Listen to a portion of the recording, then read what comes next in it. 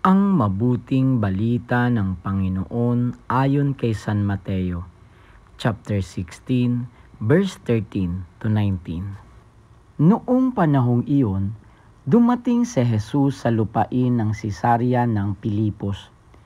Tinanong niya ang kanyang mga alagad, sino raw ang anak ng tao ayon sa mga tao? At sumagot sila, ang sabi po ng ilan ay si Juan Bautista kayo. Sabi naman ng iba, si Elias kayo. At may nagsabi pang, si Jeremias kayo o isa sa mga propeta.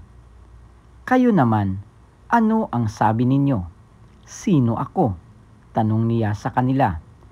Sumagot si Simon Pedro, kayo po ang Kristo, ang anak ng Diyos na buhay. Sinabi sa kanya ni Jesus, mapalad ka, Simon na anak ni Jonas, sapagkat ang katotohanan ito'y hindi inihayag sa iyo ng sino mang tao, kundi ng aking amang nasa langit.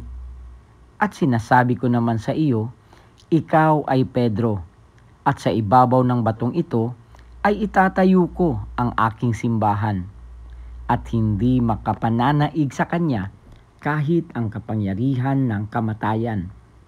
Ibibigay ko sa iyo ang mga susi ng kaharian ng langit. Ang ipagbawal mo sa lupa ay ipagbabawal sa langit, at ang ipahintulot mo sa lupa ay ipahihintulot sa langit. Ang mabuting balita ng Panginoon. Pinupuri ka namin, Panginoong Hesukristo.